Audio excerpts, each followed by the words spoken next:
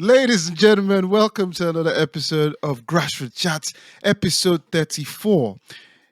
A lot can happen in football in a week, ladies and gentlemen.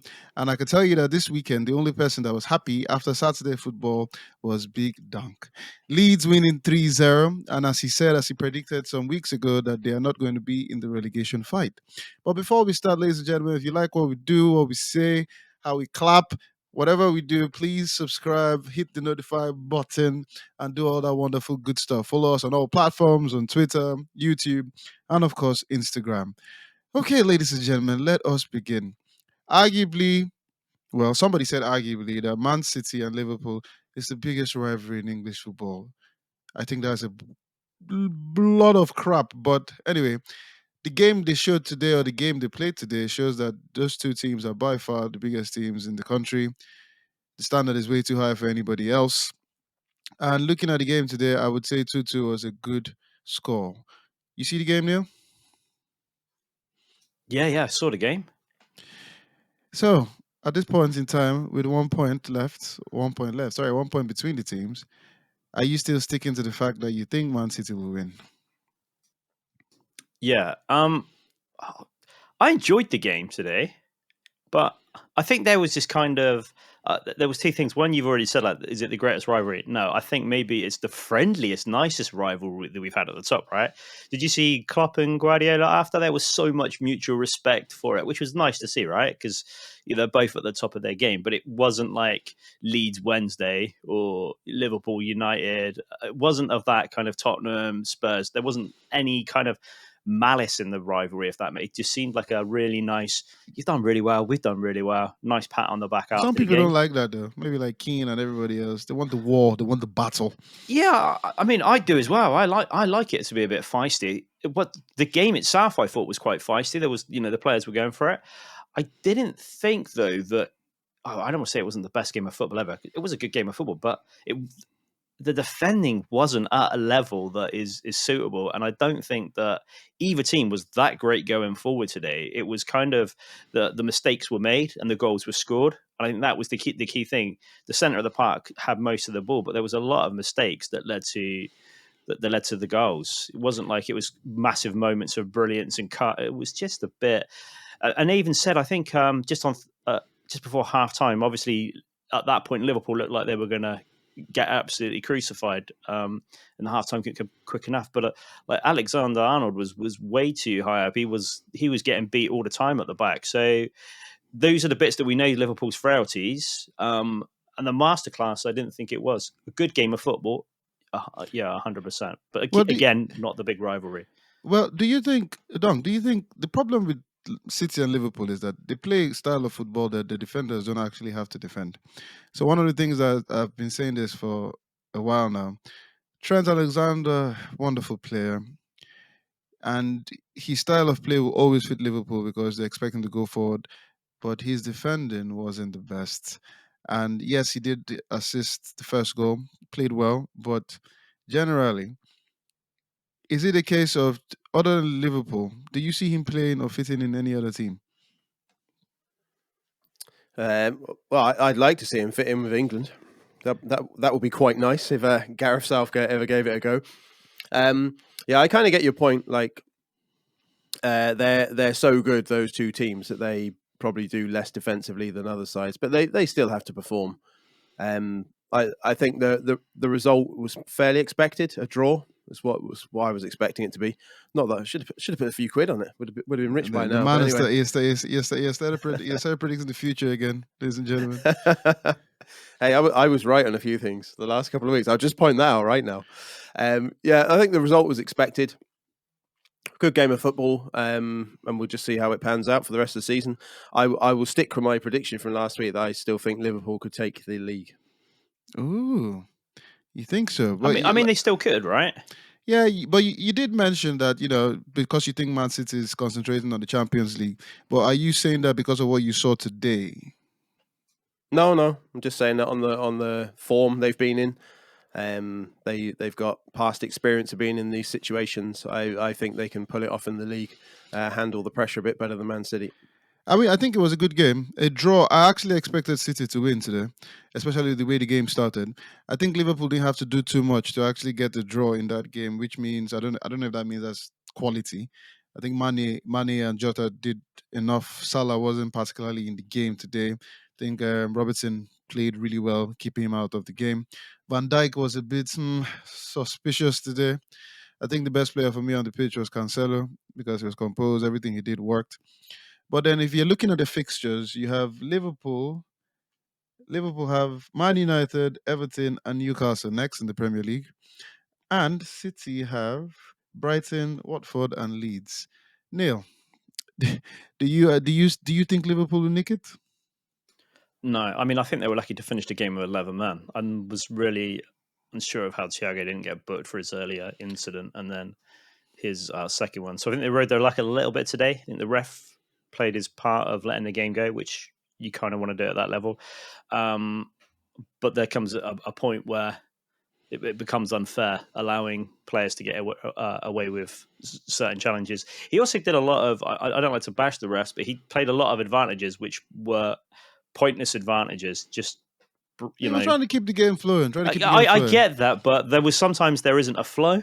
You've just got to go right. That's just a foul. Or if you played advantage and it's over within 2 seconds, you bring it back for the free kick. The advantage can't be, sorry, mate, I already played on. Like that doesn't work.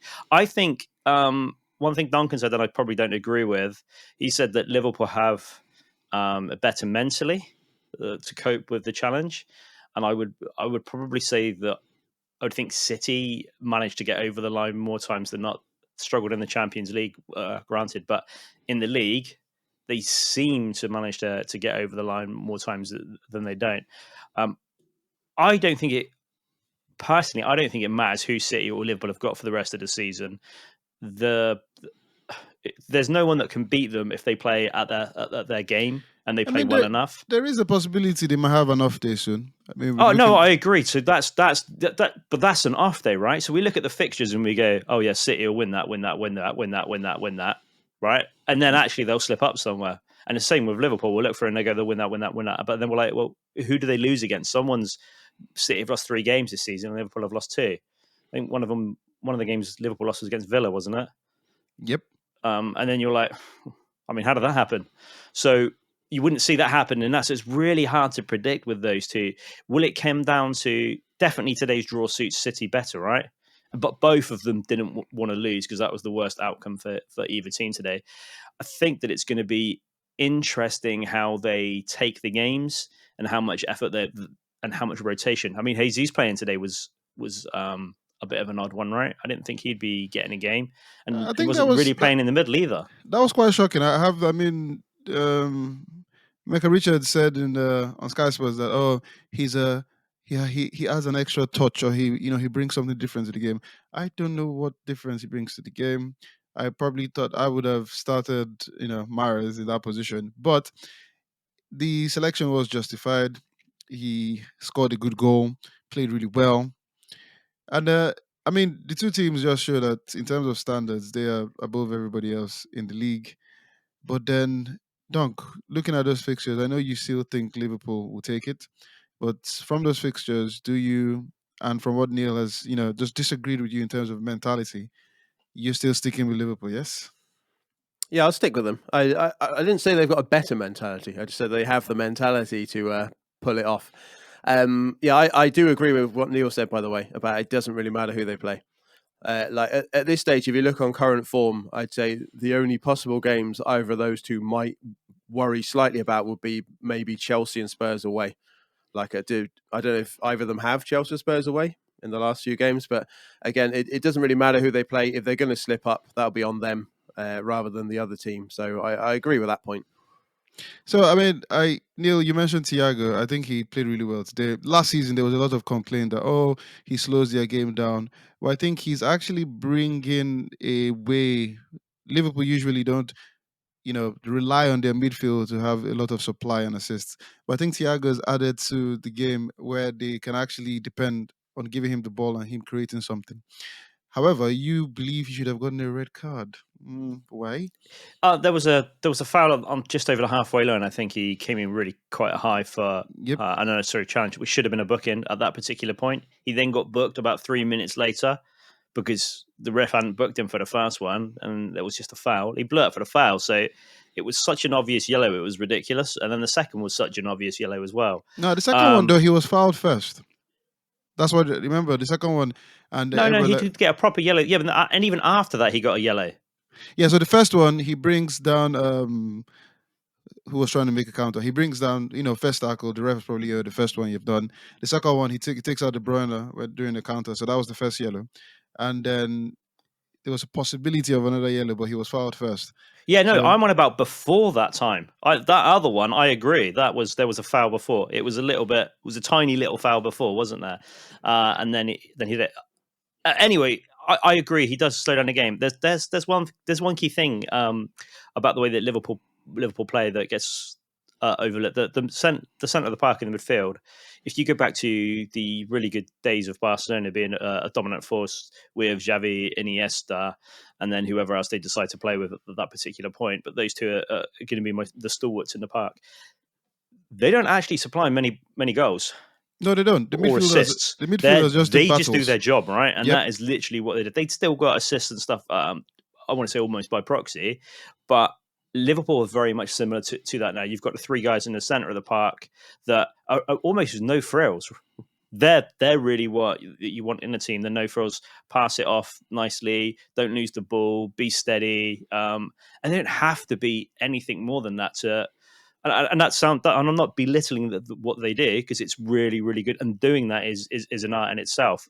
But that is just perfect. And I think Klopp's got them playing very similar to that. And I think that's probably where he's looked at of, obviously we've all got ideals of how we want our teams to play if we were in the league. And he would have looked at that and gone, right, actually, you know what? That's kind of what I want the centre of the park to do their job, let the strikers do their job and score goals. And then you've got these new, I want to almost say, Ramos-style fullbacks. I don't remember when Ramos was the only right back and right winger and right forward for Spain when they were winning everything. That's kind of what they're trying to get Trent to do and I think, Robertson to do. Yeah, but then Ramos could actually defend, though. I mean, as much as he was very get dirty, sent off as well, right? Yeah. As much as he was as dirty as anything, but he could defend. Trent is still suspect. Anytime he plays an out-and-out winger, that's his side. I mean, Robertson plays the similar football, but he can actually defend. And I don't think he gets a lot of praise on that. Well, everybody seems to talk about Trent because of his assists. And he's English, that's why. Because obviously we big up our players, right? And everyone knows that. I don't think it has anything to do with it. I think he's being bigged up simply because of the assists. I think, I mean, to be honest, the guy, those assists are wonderful for a defender. I think he's probably third in Europe all time already. For a defender. He's one of the highest in the Prem over the last couple of seasons. I think 2 or 3 seasons. But Robertson's not far behind. He's up on the list as well. Yeah, I think it was when I was reading it, I think it was 44 Trent, 40 Robertson. So when we're talking about midfield, they're obviously set up to play that way, where the fullbacks have a major role in the attacking. So the midfield stays compact. So the one thing with the midfield, sorry, I don't think they cut and cover enough though of the fullbacks. They're just shy of that because they're so forward, and Trent literally is almost playing as the top 5. So I mean, they play high line, and then they still expect Salah and Mane to drop. So the midfielders always want to control the middle. They don't get like caught out, spreading too far wide to help out, and that's why when I don't know if you saw the chance Sterling had with the quick counter. So because once you get past the midfield line and the defenders are too high, it's easier for you to actually place an attack on Liverpool. But you just have to take the chance. Now the thing is, I've brought this up a million times. I'm going to bring it up again, and I actually had this argument yesterday, like I always do. You know me, I'm a wonderful argument. Diogo Jota, world class or not? Dunk. I don't really care if he's world class or not. He has a job to get goals and assists, and he's doing it. So no. You have to care now because you have to care now. The argument here or the perspective here is: so has he stepped up to a good world class level because he's in Liverpool, or is he just playing around good players so they're making him look special? Yeah, I'm not going to say he's world class. Like, if you think of the players you put in that bracket, I'm not going to put Diogo Jota there. He's definitely who are the players you put in that bracket? well. If you're talking world class, you look at the top, you look at your Ronaldo's, Messi's, Neymar's, etc. Maybe not that high, but then you look at the tier below that, those kind of players, maybe like a De Bruyne, someone like that. Yeah, He's but someone where what you're going to put about in world class. so there's an issue with strikers because this is a little bit unfair for how strikers would have played like Anade, especially like mine. Van Nistelrooy, world class, without a doubt, right? Only scored one goal in the Premier League outside the box. That's not Yep. bad for anyone. Alan Shearer, World got to class. say world class, right? Yep. Again, these aren't players that Have you? Have you got to say world class? Yeah, I think you have to say world class. Well, for I those don't. players. No, I'm Gary not saying world Lineker? class. No, Gary Lineker? no. So I think they're world class. Do I think they're the next level of Maradona, Pele? No. But I think that they're definitely world class because you've only got a few players on that next level, like Messi, Maradona, Pele, Waddle. There's only a few players like that just that sit up there on that area. But the whole point right? of world class is you're putting Shearer there because he scored loads of goals in the Premier League. If someone's 260. world class, if someone's world class, you're comparing them to everyone in the world. Yeah. That's what puts them into the world. Yeah, but you class. can't only have 5 world class players or 6 if you. I never said it was only 5. So I are said they different levels to world class? No. Are Yes. they different levels to world class? So okay, so there's a creme de la creme, the Messis, and then what are the different levels? Now the reason I'm asking this is This sounds like a feature show. Neil has a point. Neil has a point. How can you not say Alan Shearer is world class? How can you not say that? But then, and then, do you think Mane is world class? Mane's on the verge. I'd say, yeah, he's up and around being world class. Okay, so I mean, the only argument for me when it comes to Diego Jota is fine. You could say he needs more time to consistently do what he's doing, and then maybe you can put him in there. But for people to rule him out totally, that he's just like Dunk has just done. He's there to score goals. That's what he should do. So, That's his job. He sounds like Roy Keane, doesn't he? It's his job, right? He's paid to score goals. He's put it in the back of the onion bag, right? It's easy. No, I think he is he's not next level, right? But obviously you've got to have a world class of a big pool of players because they've all played on the big stage, the World Cup, right? You've got to be a certain standard. But I mean, obviously there's crap teams that make it to the World Cup. The more teams we allow in to the World Cup, the more there'll be 100 at one point. But there is a certain level of he has to be. I mean, everyone says that Kane's world class, right, and one of the best strikers in the world. Like, well, great. But then Diego Jota scoring goals and providing and being that nuisance that people are starting to mark and take out of the game because he's important. Is he as good as Salah? No, but that doesn't make him less of a threat and less important to the team. They're just a really different style of player. I would probably put him as world class, but I'm not going to put him in that elite special group of really world class, stage world class players. We shall see. Man City Liverpool, good game. We shall see how the rest of the season pans out and who actually wins. Dunk says Liverpool. Neil says Man City. We shall see who actually can predict the future. However, moving to the bottom of the table, or almost the bottom, another thing that United. Sorry, relax, mate. Relax. I know you can't wait. I know you can't. Can wait I to just get say there. one thing before we move on? Man United can no longer win the league. Oh, mathematically. Mathematically, yes. yeah. Oh, okay. I am. Thank you very much for pointing that out. Thank you very much, Neil. Moving to the bottom of the table, and well, I wouldn't say bottom. So last week, Neil was crucifying Iwobi, crucifying Lampard, and saying how their style was terrible. He will be playing in the middle of the park. This week, Everton hosted Man United, Goodison Park, and all of a sudden, Iwobi is like the best player you've ever seen on the day. So before we start talking about Man United problems, which we have been talking about the entire season, can we give flowers and props to Lampard and Everton, or you just think it was a one-off? Big Dunk. Let's start with you. No, I'm not. I'm not giving him any props. I'm still not giving Frank Lampard any props. Why? They played an abject Man United team, and they got a win. Like that, there's no way Man United should have lost that game. Like at least a draw. Like I'm not giving them props and saying, they're back in form. They've got one win. scraped a 1-0 win against an abject performance from their opposition. They're still in the muck, and they still have a lot to do to get out of the relegation battle. But surely this is a good start. I mean, if you look at their fixtures, they had before yesterday, they had Man United, they still have Chelsea, they have Liverpool, they have Arsenal to play. And I'm sure you would have probably thought, okay, they're going to lose all that. But they won. How can you not give them props for that? How? And you're saying it's a good start. How many games It has is a good- Lampard had now? It is a good start considering. How many considering- games has Lampard? Last What's week, his first win in ages is the start, is it? What about all those other games he lost? No. The problem here is last week we were talking about mentality and all that story and how it was the heads are gone. But then he gets a good win. Neil, surely you give him some props, don't you? I can see Duncan's problem. I'll give him some props when he gets 2 in a row.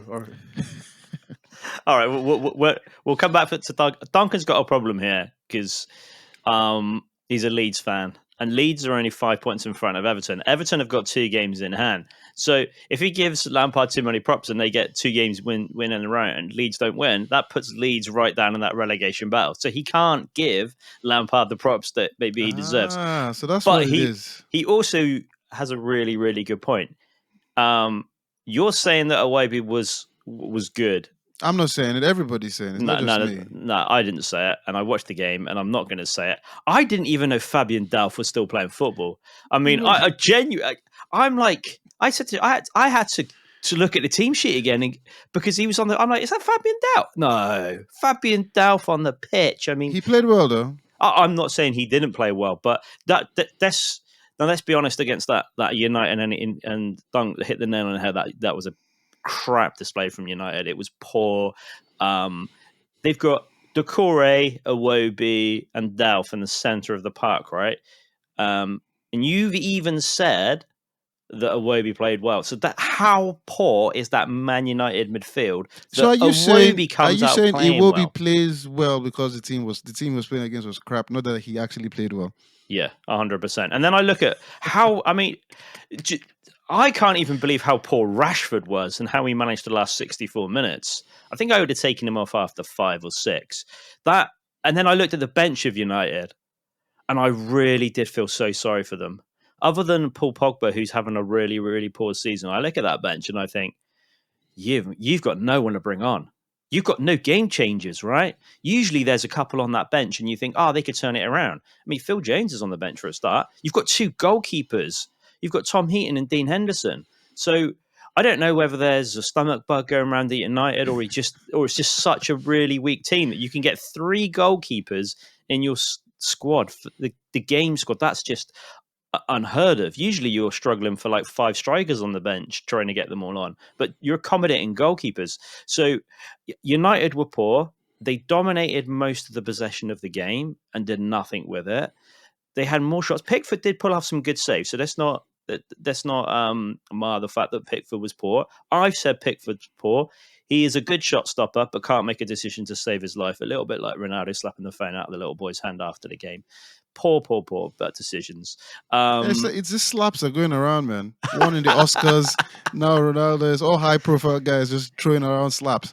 I mean, there's that player for Anthony Gordon, right, for Everton. Yep. Now let's give him some praise, right? I don't know if he played much before Lampard came in, but he seems decent, and Richarlison seems really, really good. They look like they've got effort to keep Everton up. They look like they're playing that they want to keep Everton up, and I think that is one thing, though. Sorry to cut you. That is one thing that Lampard is good at, because he's good at bringing in these young guys and allowing them to express themselves. And before you know, this guy will become something wonderful. Mason Mount and all the other boys that he has helped in his time with Derby and stuff.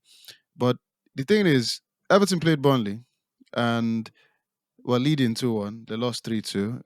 The relegation battle was wide open and everything seemed to be going really well. And then Everton, you can only play the team in front of you, right? Crap or no crap, they beat Man United 4 points. Burnley happened to lose to Norwich 2-0. And Dunk still doesn't want to give Super Frankie Lampard any props. Come on. I just checked his record. He's got 3 wins and 7 losses. For a team that's lost their head. Of course, that's not bad. And if Man U had a been played any way at all, like in that game, they'd have had Any 2 ounce of wins. dignity, right? So yeah, no, I just don't think he's not doing a good job. He wasn't the right man for the job. I think if he keeps them up, I think he'll have done a great job. And I'll disagree on that one thing. If he keeps them up, I think he would have done a great job. And he has to have a big... He needs to clear out that United need. There needs to be 22, 21 players in that squad gone and a blank check to again get his own team in, because that is a very, very poor squad from Everton. But if he keeps up, I think he's done well. And definitely if he starts getting those 2 games and brings Leeds down a bit, that will be awkward weeks to come. So good shot there, though. So, Doug, would you, if you don't think he was the man for the job, so if he keeps them up, as Neil has said, would you give him a blank sheet, start all over again, and see what he would do with the full season? That's up to Everton. We know it's up to Everton. I'm asking you. I thought Dunk had a share in the club a minute there. Well, you're going to have to, aren't you? You've got to back him. You've brought him in. If he keeps them up, like I'm still not going to be impressed if he keeps them up. Like again, like the title race down there. There's like Burnley losing to Norwich today. Watford are really poor form. All pretty much, if he keeps them up, it's just that battle against Burnley, and they lost against Burnley. That they could have made that battle a lot easier the other night. What does he have to do before you give him props? Well, I said this before. Like, if you have a new manager in, you've got to have some of that new manager bounce, some effect, and he's pretty much fallen flat on his face. Had hardly any bounce. It was the first match he had was an FA Cup game which they won, but then after that there's nothing. And if you come in as a new manager and you don't get that bounce, you've got an uphill struggle, because you've got to try and then build it rather than having that instant effect on the team, like Marsh has had at Leeds, for example. Oh, you thought you had to push that in there. Yes? You thought you had to push that in well, there. he's a nice example, isn't he, of it? I mean, Leeds is looking wonderful since Jesse Marsh took over. It just shows the time he has been given and clearing out the whole Bielsa mindset and making them believe again, I guess, and making them actually play better, a bit more compact. So it shows that you can do this thing with just very, handful of games, I guess. They beat Watford. Let's not jazz this up. 3-0 against absolutely shit shovel team. How many? I'm sure Don can tell us. He has played. Jesse Marsh has had what? I think he has lost 1 out of how many games, and he has won like 4 or 5. So yeah, he's won 3 and drawn 1 in the last 4, I think. You see, yeah, but he also came in when Phillips got better. I mean, no, Phillips only came on as a sub. Oh, did he on his first game, right? On the second to last game, not against Watford, the game before. Yeah. So he's taken the players that were there. So Phillips is going to come back, and Cooper came back, I think, 2 games ago as well. Bamford? But he took what was there and he's got them performing. Do you know what it was there? This I can just set this one up, Neil. He did really well against Watford because he put some cock in midfield, and Cock's a centre back, but he put cock in midfield. I can tell you've been waiting for a while to say that. Yes, I have. Yeah. Well, it's all good. Hopefully, Frank Lampard will get some praise and respect from you at some point when he does win a few more games. So we shall see if you give him props then. But then, now let us go to once again a week. Oh, first of all, you're moving. You haven't even berated your own team. What's you're the just point? you're just skirting over that. We've been doing it all season. It's what are we going to say that we haven't? Joji, what were you missing on the weekend? Was I missing? What was the team? Yeah, your team. I mean, you asked Duncan, and he said he wasn't in charge of Everton, putting Lampard in, and now you're distancing yourself from. There's really nothing I can tell you that you haven't heard already, man. The season is over in Man United players' heads. It's done. And unfortunately, the one person that could take all the blame is always the manager, or of course, the board, or somebody that. What about the 11 men on the pitch? What about that? What about To be fair, the first 20 minutes, Man United looked like it was going to go wonderful, but then unfortunately, who deflected it in? The man of the season, Big Harry Maguire.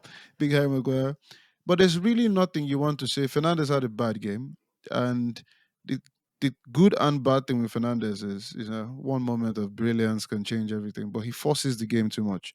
He tries too hard, which when it works, it works. When it doesn't, it's terrible. But there's really nothing you can say that we haven't said before. those guys, the season ended a long time ago, and unfortunately, there's nobody there to take accountability.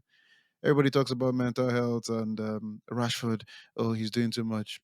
I don't think he's doing too much off the pitch. And he's definitely not doing too much on it. Oh no, he's not. He's I don't know what he needs to do to get back some sort of form. The entire team is not. I think there's a vibe that when those players look at each other, they just what, I'm already thinking about my holiday in Tenerife or something because I'm done. There's nothing.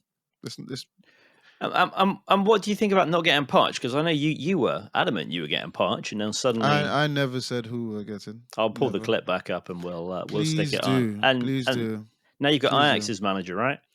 Well, it's not official yet, is it? They're saying he's the only. I mean, I like what Dunk said last week. You should have a couple of people going for the job, and then you say, okay, what do you think you can do to help this team? So now you are, as far as I'm concerned, you have chosen Ten Hag as the next guy to come in and do wonderful things. You have literally chosen the guy. He's the one. Why is he the one? I don't know what. He's doing wonderful things with Ajax. If you don't win the league with Ajax or PSV, then really it's like not winning the league with Celtic or Rangers. So I don't know what they have seen in him that they think is the next best thing. I don't know, application with younger players, style of play, strategy, all that story. It's got to be the younger players, surely. It's got to be a key thing, right? It's the first time in a while that I mean, I know you've had a few come in, but more out of necessity than out of choice. They're Yeah, not setting the world alight. I think you should. What should happen is you get a few managers. Some people have said Poch. Some people have said these guys still have jobs. It's not like they're available. But you get a few managers and go, this is the current situation with the team. A lot of players are about to leave. What are you going to do to try and get some sanity back into, at least to the players? Then people tell you, oh, I'll do this, I'll do that. But no, all you're doing is saying, oh, Ten Hag, come in, look at the team, and then, oh, yep, yeah, we're all good.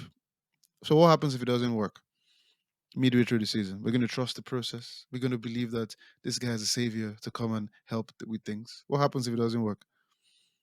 So I think there's crap, but regardless of what happens on top or whatever is happening with the board, as a player, you should look at it and go, I don't care what's happening. Play me. I want to play well, impress you as a manager, the fans, and at least if the team is dying, let me play so well that somebody else will come and take me away. But nope, nobody's doing that. They're all thinking about Tenerife, and I don't know why I keep saying Tenerife, but that's the place in my head. Anything else you'd like to know about my wonderful team? I just wonder where in Tenerife they were staying, or where they were looking at. No, that's fine. I think it's an important thing because it's been a bad season, and I've been saying it for the whole year. You've looked like you could potentially get fourth. It's the only time that it's now looking like that's an impossibility. I'm still struggling with the whole, regardless of the players, and they're not playing well. They've not played well for most of the season, right? There's been a few games where you've played better than the team you've been against, but I'm still surprised why Conte was overlooked for United. And what really are they looking for in this new manager to come in and be the messiah for the? I don't understand it. So it baffles me when they talk about Man United DNA. Now, that DNA that they talk about pretty much is molded behind what Fergie used to do. There will never be another Fergie. I mean, even Fergie, that was the best thing ever. It took him, what, 6, 7 years to get to that point? Are you going to give a new manager 6, 7 years? No. At that point, you'll be far behind City and the Liverpool. So you're not going to give a new manager time. So whoever comes in has to come in and hit the ground running. Now, Man United has been spending money, and this is the one that cracks me up. You have the likes of Gary Neville that says things like, "Oh yeah, we want somebody to come in and do the Man United way, have the Man United DNA." We've been trying to buy the league or spend more money than anybody on players for the past how many years, and you're talking about the Man U DNA. The Man U DNA was getting younger players, improving them, and then maybe add one or two special talent from outside, and then we're looking good. But yet, spending money on players, I mean, I looked at the salaries for some of the players in Man United. Lord have mercy. I mean, the only person right now to me that earns that money is David De Gea. Right now, this boy is on. Just Lingard doesn't play. He is on very good money. Phil Jones is on very good money. And then you have the likes of Scott McTominay that is on crap. And yet he's probably one of the best things this season, even if he has had his ups and downs. So Conte was available. They probably saw it as, oh, we don't want a manager that will come in and because he too demands everything high. I want money, I want this, I want that, which they should have given it to him compared to whoever they're thinking of.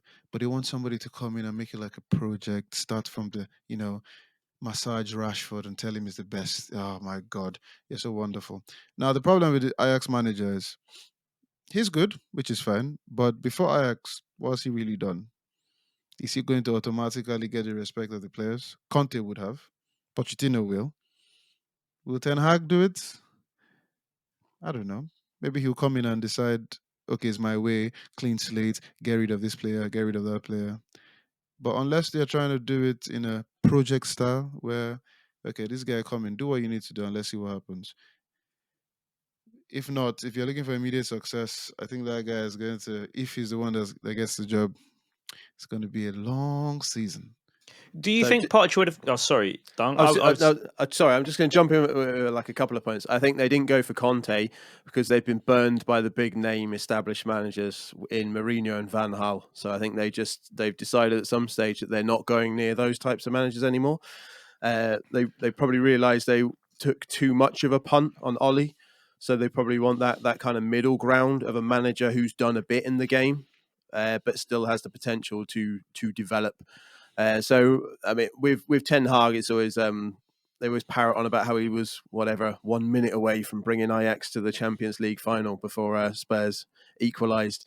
But obviously, yeah, there's got to be something to his methods and bringing through youngsters as well that they'd be looking at for him to come in and implement that in Man U. And just the other thing I was going to say with Gary Neville, the Man United way, I think lots of people are probably he associates that with the academy as well. And when the Premier League first started and they just had that unbelievable once in a lifetime bunch of youngsters. But again, you see Man U, how many of their youngsters like get sold on to championship clubs, loaned out, get sold. On that theme, like Jack Harrison, I love Jack Harrison at Leeds. He's Man City. They let him go on loan, and now he's like a really good performer for a mid lower level team. So I don't think they don't seem to be willing to develop the youngsters and give them a chance. I mean, Chelsea are doing it a bit. I mean, over the years, yes, 92 was just a once in a lifetime when you have X amount of players come through. But over the years, I like the fact that you have loads of youngsters that are really good and they can't make the team. It just shows the standard that the team has. Say, so if you actually do make it or you have something special, that means, okay, this is good. So in terms of producing wonderful players and then maybe them not making the team, usually based on the manager, it's not a bad thing. And over the years, we've had at least one player come through. Now the thing with the big name thing, Mourinho takes Man United the second with a team that he said that's my biggest achievement. At the time he said it, oh, this guy is crazy. But now we can see what he meant. Solskjaer, we finished what? Fourth, third, second with Solskjaer. So that's an improvement, considering once again that okay, yes, he did have money and he could have bought better players or brought in somebody. So if Man United are saying, "Oh, we've tried the proven managers and it doesn't work," so what are we going to try? Unproven managers? Somebody needs a slap. If they actually sat down in the boardroom and that's what somebody said, oh yeah, you know what? Let's not go for experience. Let's just go for somebody that was 1 minute away from the Champions League final. Yeah, He but still didn't get to the final. what level is Poch in? Poch is in that level, isn't he? He's not gone around and done it and won loads of things. He's at that kind of level. He's shown promise. Like fair enough, he's got the PSG job now and Walker title are there, but he's on that same kind of level where it's not this manager who's been around the world and won league titles or Champions League. It's someone that's got the potential to do that. Okay, Yeah, I but think I agree with Dunk. You made a point, Jay, and it was a good one of who's going to come in and have that respect in the dressing room and command it from the players. I believe that's one thing Poch is struggling for at PSG. The fact he doesn't have the respect from those players. I mean, granted, he's playing with Messi. He's got Messi there and Mbappe. So they've got like some of the best players in the world. But at the same time, he's not commanding that at a league he could walk through. They come up against the bigger challenges and they've struggled. So Ajax, I think probably an easy league to win, but a harder and more competitive at a lower level, if that makes sense. Whereas the PSG, everyone knows that squad is fucking light years away from the whole of that league. Ajax squad is better than the rest of the league pretty much, but not light years like you're talking there. So I think it's going to be a hard job. I still think they fucked up by not getting someone like Conte, regardless, even if it was for 3-4 years. You need to get something back in. You need to get the fans back in and fans back in love. They said they were in love with Ole, and maybe, but he spent a fuckload of money and The put his thing with arm around a Oli few is the players. thing with Oli is the one thing Oli had that no other manager will ever have for a very long time is that because he was so loved, people actually wanted it to work. So they were like, "Yeah, it'll work. Hopefully, it's Oli. Hopefully, it works." Former legend, and every other manager won't have that grace. Now, the thing that I don't agree with you guys on Pochettino is every single manager that's gone to PSG has had issues with the players, and they still haven't won the Champions League. Tuchel took them to the final. They played a wonderful Bayern Munich team. There was no way. The next season started, one or two bad games, he was gone. So what Pochettino is doing now is pretty standard to what every other manager has done with PSG. You win the league, you try and get the Champions League, and he was pretty much ahead against Real Madrid, and the PSG way happened again. They lost the battle. So these are things that happen steadily with PSG. So it's nothing new with Pochettino. Does he not command the respect of the players at PSG? Maybe, maybe not. In terms of potential, as you said, Dunk, with the resources he had, see where he took Tottenham. And then that didn't happen. We know he plays free flowing football. He would also has gone from Southampton, he improved the team. Tottenham improved the team. PSG is different ball game. So him coming to Man United, proven that he can make good changes in any team. He'll have that respect because he was a good player. He's a good manager. So I think he already have that respect. Ten Hag, and I'm not saying he wouldn't have the respect, but you as a player looking at them and going immediate impact, what can happen? I think Pochettino will probably, command more respect than Ten Hag, at Yeah, least but they're initially. no, I could, but they're both. I think that maybe the issue that I'm struggling with is they're both kind of on that same level, though. Do you know what I mean? But we're not talking of like the next. They're not like Man United quality, or as they have been in the past, right? That Hmm. the CVs aren't proven, and it doesn't necessarily mean that if we're looking for players, managers that are taking clubs forward. Then why not Patrick Vieira? Like he's done great wherever he's been, and to progress from that level, and he's doing good in the Premier League at the moment. Potter for Brighton, if you want to look at people that are going there, but they're not well. And the other one I find struggling that no one's coming is Diego Simeone. Why no Well, one's he's trying to get him or even offering him the money to bring him because in? I don't think he would ever want to leave Atletico Madrid. He has He's he been there a pretty long much time. he has been there for a long time. As far as I'm concerned, he is the best man manager in Europe. I don't know what he does to his players or what he tells them, but they give him 120% every game. He is also you can see him on it, it's almost he's like the 13th, the 12th, sorry, the 12th player. He's constantly giving them energy. And I remember it's been said in media and on TV, nobody even bothers to try because he does it. He's happy in Atletico Madrid. He has full reign. The board or the owners don't give him any issue. You never hear they might want to sack him because he didn't win the league or none of that. He's happy, and the players love and adore him. And I don't think he wants to leave there. And bearing in mind, it took him what how many years to get that strategy in place. He's that kind of guy, and he's not a big English speaker yet, so I don't think he wants to start doing that. But if we're moving away from Man United until they actually appoint a manager, speaking about a manager that seems to be doing okay, up, down. Some people may want him to stay, some people don't want him to stay. Mikel Arteta. Arsenal have lost two games in a row when they were in the driving seat for the fourth spot. And now it looks like, as once again Big Donk predicted, Tottenham are in the driving seat. Is it over, or do we still see twists and turns? Big D. Arsenal still have a chance, and they still have that game against Spurs, but I can't see them doing it. looking at on the face of it at this stage, Conte's got Spurs playing. They're not just winning; they're putting sides away. Seriously, 3, 4, 5 goals in a game. Kane and Son are on fire. So for me, it looks like it's over already at this stage, and Spurs are going to take that 4th spot. Ooh, it looks like it's over already. That's a big call. Big call. He's got his ball out again. He's got his crystal ball out. He's looking for Don't- another. He's we're- looking for there's another only- viral video. Like Spurs have only got 7 games. Arsenal have got 8. Like how much can you turn around form at this stage? The other thing I called, I said Palace was going to be a tricky fixture for Arsenal. Oh yeah, you did say that. But the Brighton defeat was that is awful. Like at home to Brighton, who were in really poor form. They were just stuck in the middle. All those draws they had, so they're the good starts of the season. Loads of draws, but they've had quite a few defeats lately. To lose that game at home, that's a nail in the coffin right there. That result. Let me ask you this, Neil. So you mentioned like the mentality and maturity of the players. So the difference between Arsenal have been doing well till they lost to Crystal Palace. Now, and Tottenham all of a sudden were doing very inconsistent, but now they're doing well. So is the difference between Conte, Arteta, Ralph, and pretty much all the managers around, that fourth spot, is the difference just Conte knows how to get these players to do what he wants them to do? Because the style of play Tottenham hasn't changed. Against Villa should have gone ahead like 10 years, like 10-0 before Tottenham even scored. So is the difference just mentality? That's all? I mean, I think the fans will probably say that the style at Spurs has definitely changed.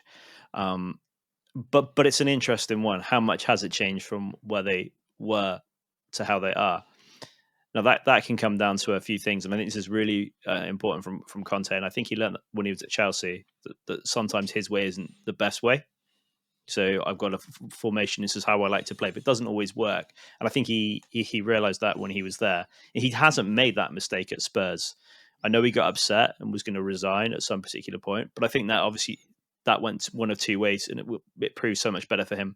There was so much passion and desire for betterness. He was at that point of, look, do you know how fucking good I am and how good I am as a player, how good I am as a manager, and how much I want to win? Like, I've got Kane and Son, right? Outside of Man City and Liverpool, there's no one else better, right? And possibly you might say that they both get in both of those teams anyway. So I've got 2 of the best players in the league. Well, that's fact. Why aren't we higher up? So what has he done? He's just got Kane and Son playing well. Regardless of the rest of that team that he had, and he's brought in a couple of ex-Juve players and got rid of some dead wood, which was really, really good and a very astute from him, noticing that quite early on. And I think it was probably evident from the moon of how that squad needed to get rid of a few players. He's done it. But his mentality, his passion, his drive and his desire and his knowingness of when you go in. And I think this is probably a thing for people like me who watch lower league football quite a bit. You can't come in with your Pep way and your Klopp way at a team that doesn't have the players of that mental aptitude and that football IQ. And it's not saying that everyone else in the Premier League is a bad player, but they don't have it. So what you need to do is make the best out of what you've got, and actually understanding what you've got and how to do it is really, really key. And that's what he has done really, really well. Had he been at the beginning of the season, I think they'd be a lot higher. I think Tuchel doesn't do it at Chelsea enough, understand what he has got and play to that particular strength. And that's what he's done so well. So I think they're in the drive, definitely. Their goal difference is just amazing. So even if Arsenal win their game in hand, they're still not 4th. They're still 5th. A bit harsh on Tuchel, though. No, I don't think it's too harsh on Tuchel because they have got no... They're always like this, right? You've never watched a Chelsea game and gone, they've been amazing. Oh, come on, you have. Not recently. Have. And he could tell that he could tell that they rolled over. He could tell that Lukaku wasn't working at some point, or whatever he was trying to implement wasn't working with Lukaku. He just benched him. Yeah, see, that's the problem, right? You bench a £97 million striker that you bought because the way that I'm playing isn't working for him. That's not why you're buying Lukaku. You're not buying a 19-year-old from Monaco and thinking you're going to develop him as a player to play where you want. You know, almost like when Henry comes in, he was a winger. They put him in the middle of the park, right? You can't change Lukaku's way of playing because he is cemented the way that he plays, and that's the way that he plays.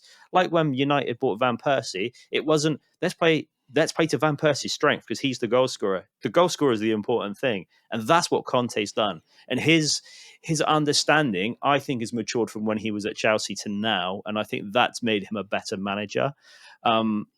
But the Arsenal situation that they're now in, they really didn't want that international break. That's done them no favours at all. Duncan's right. They've lost against Palace and Brighton. They're both 10th and 11th in the league. They're proper mid-table. And I think there's two things. One, it's not a good thing ever losing, but it actually shows what are the players up for a fight, because these are teams where you're having to fight against. They're mid-table. They know what they're about, and they're just well organised because they're not at the bottom of the league and struggling. So they were just in no man's land, but they were still well organised. I didn't ever look at Brighton and think they were going to shift 6 goals in a game against them or anything like that. And the same with Palace. They've got good fundamentals in, and that's what keeps them, doing so well. They get a couple of decent players, they'll be higher up in the league. But Arsenal haven't got the fundamentals sorted, and they don't. And I'll go back to Saka not having any end product. Lacazette isn't a striker. They need a new striker. They still need a couple of midfielders. They still need better. And I was talking to Charlotte about it. What Arsenal need, my wife, right? Yeah. She's an Arsenal fan. What they need is 11 new players, right? And hear me out. Hear me out. Because actually, they have got a good squad, right? The squad's good. But what they need is every single position they've got, they need a better player for. That's where they're at the moment. And I don't mean that negative. They need a better player for every position because they haven't, their fullbacks. So when Tierney's injured, the right back to come in isn't good enough. The centre back to come in isn't good enough. Maybe the Leno's probably good enough for goal, but every single position they're injured, they don't have anyone to come in and be good enough. And that's why I think when they didn't buy anyone at Christmas, it's because really, I think Arteta's at the same mindfulness. He wants better than he's got, and getting better is hard. And the problem is getting worse isn't going to help them at all. It's going to put them a lot lower. So the thing with that, though, so they got rid of a lot of players in the January transfer window, and as you're saying he knows he wants better. One of the ways of getting better is to make sure you finish in the 4th spot. So you should have planned to at least get to the 4th spot, then get rid of all these players instead of getting rid of them first and hoping. But I agree with you when you look on the bench. That's a good valid point, and I think that's a naivety from him. It was the right thing to do, but it was the wrong time to do it. It should have been done at the end of the season. So, Dunk, since you can predict the future, Arsenal have Southampton, Chelsea, Man United, West Ham, and Leeds. Are we saying 4th is over for them? No, I said they've still got the chance, but I can't see it myself. I'm not going to back them for 4th. In those games, if it was going on form and league position, they should be winning most of those games there. But they just lost to Brighton and they lost to Crystal Palace. So again, they're at that stage where Spurs were at a bit earlier, where they're just inconsistent. So that's not good enough when you're coming up against a Spurs team who have found their form. So that's how I see that playing out. Spurs are in their groove. They might have a little slip up, but Arsenal have hit that inconsistency. I think I said after they had that run, was it 11 or 12 games? Like I can't see them continuing it because otherwise they'd be title contenders. Like that run has to end somewhere, and it has ended unfortunately for them. But they should have beaten Brighton. That's the real kicker. Fine, you can have a slip up against Crystal Palace, tough away game, but they shouldn't have lost to Brighton, and they should have shown a bit more in that game. Yeah, they only played for 10 minutes in that game. It was poor. Proper poor. And again, they're not up for the fight. But if you look at the top 4 clubs in the league, they've got the top 4 managers in the league, without a doubt. And that maybe not in the order they're in currently. Next season will be really, really interesting, especially when United get a manager. Should it be anyone, to see where that league actually changes and how it unfolds? Because I think Spurs, as much as it pains probably anyone to hear it, they could be a lot higher up next season with who they've got in, and that is the difference at that level of of having that mentality, and he has a different mentality to the rest. Well, speaking about mentality and stuff, I think Chelsea pretty much just um, was reminding everybody in the league that you guys you've put us down for way too long. 6 past Southampton. I mean, even Timo Werner scored twice, so that just tells you that they were up for it. Neil mentioned Tuchel not getting stuff right, particularly because trying to make Lukaku something that he's not. Chelsea were. I mean, I remember Mike was saying they'll probably win the league this season when we started at the beginning of the season. But they too would need to get rid of a lot of players come the end of the season, and hopefully, if they have new owners, buy. Do you see Tuchel being staying as manager, Dunk? I think so. Yeah, yeah. So he's had a bit of inconsistency this season, and then the off field issues with Chelsea over the last few weeks. I think he'll want to stay and give it a go again next season. I agree with Neil about Lukaku. That was his purchase. He knew what he was bringing to the team, so that was like a bit of a kick in the balls for Tuchel. That wasn't working out, but he did drop him, and they got some good results with him on the bench. But yeah, he has to deal with the fallout from that. Havertz is banging them in. Forget what the stat they said for the game. Something like scored 8 in his last 11, something like that. Around those figures anyway.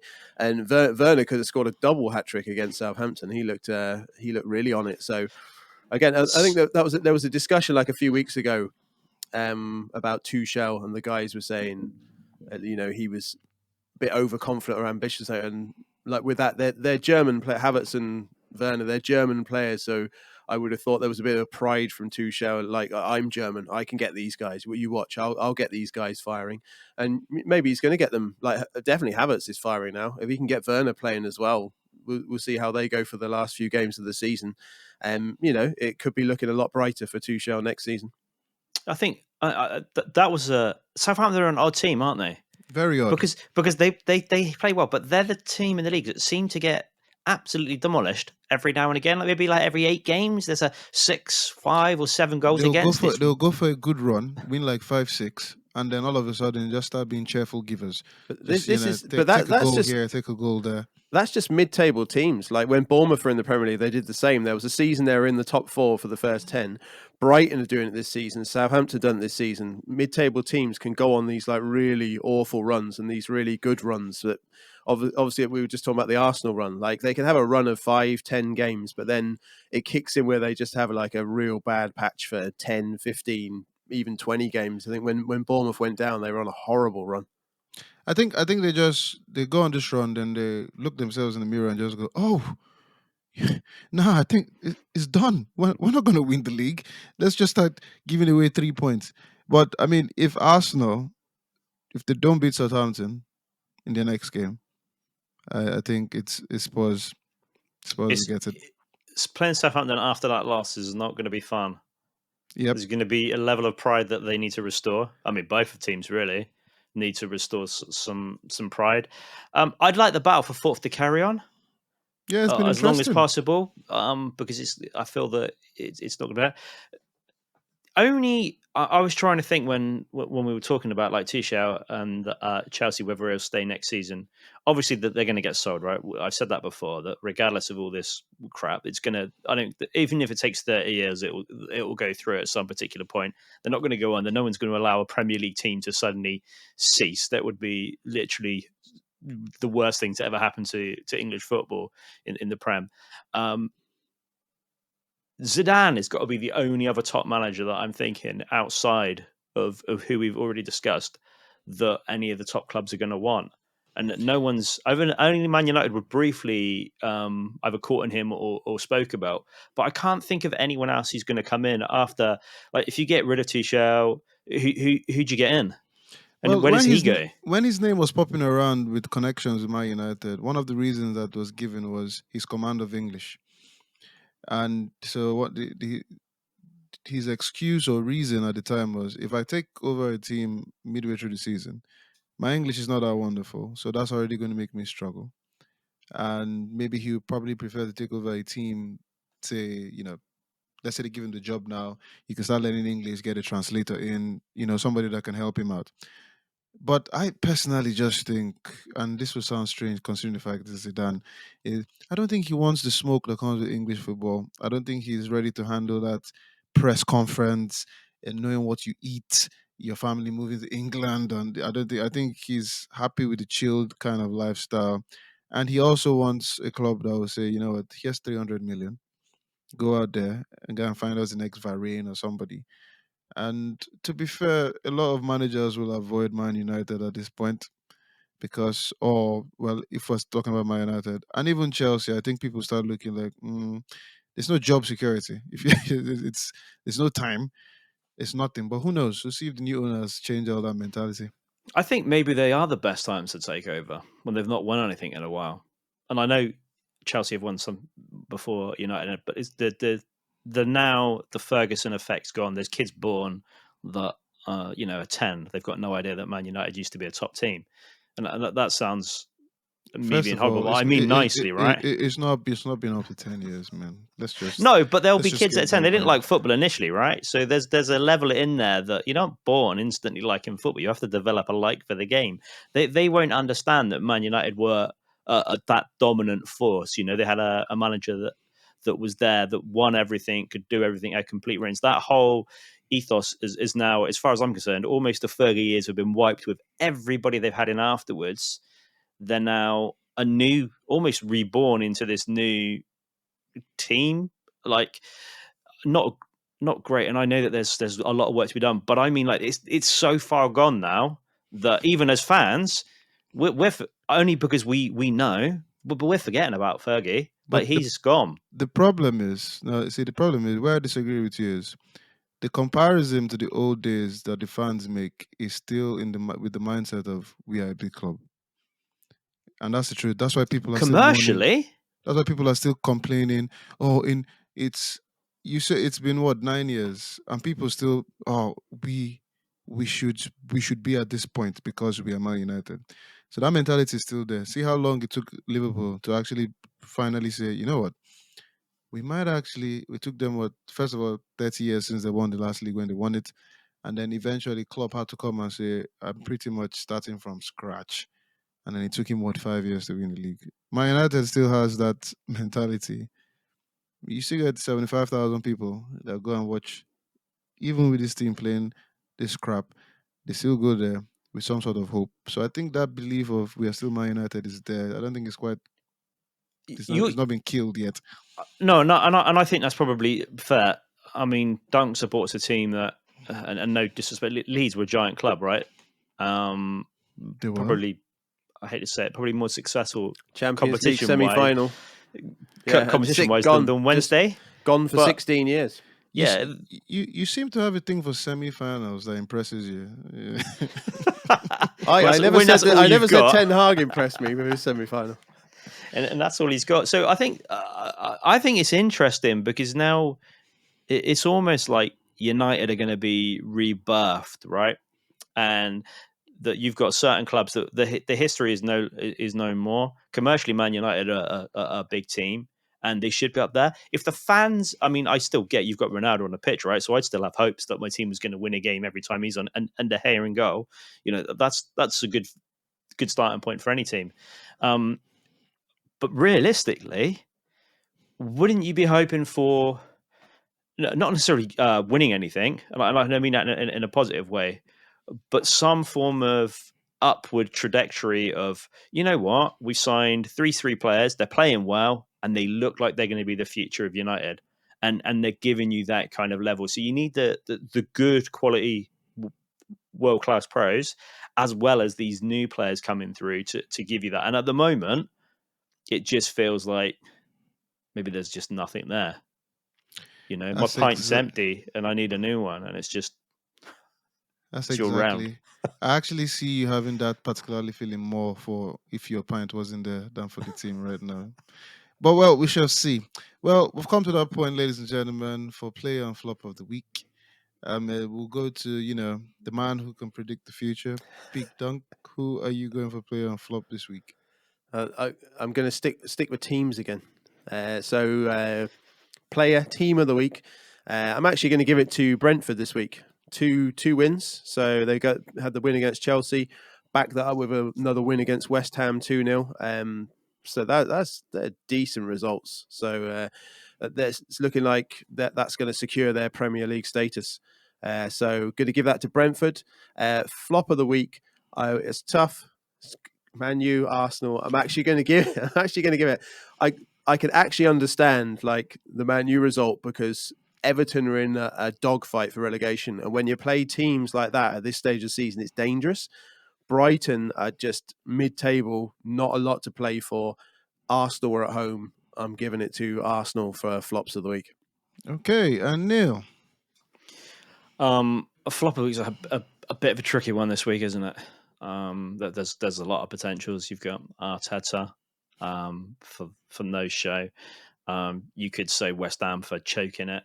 I'm going to give it to Harry Maguire for flop of the week because that handball claim from his own player was possibly the most stupid thing that's ever happened. He was saying he was offside. He wasn't saying he was saying he was offside. Yeah, of course. So Harry Maguire, and plus he deflected the goal into the back of the net as well. So he deserves all of the plaudits that he can get.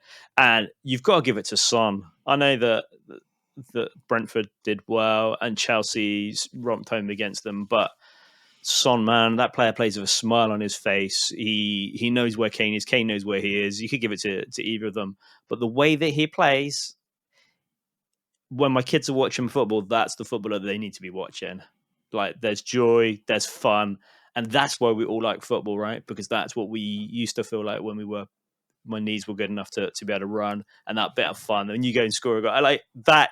That's passion, that's fun, and yeah, he's just a great player, world class player, some may say.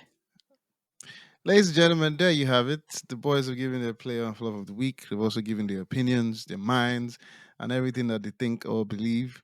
Please hit that subscribe button, notification, follow us on Twitter, YouTube, and Instagram at Grassroots Chats. It's been good, people. It's been good. I mean, Neil even made me become a pundit for like a few minutes, which isn't good. Anyway, boys, thank you very much for this episode. See you soon. Ladies and gentlemen, it's goodbye from me. Goodbye from Neil. Yeah, goodbye.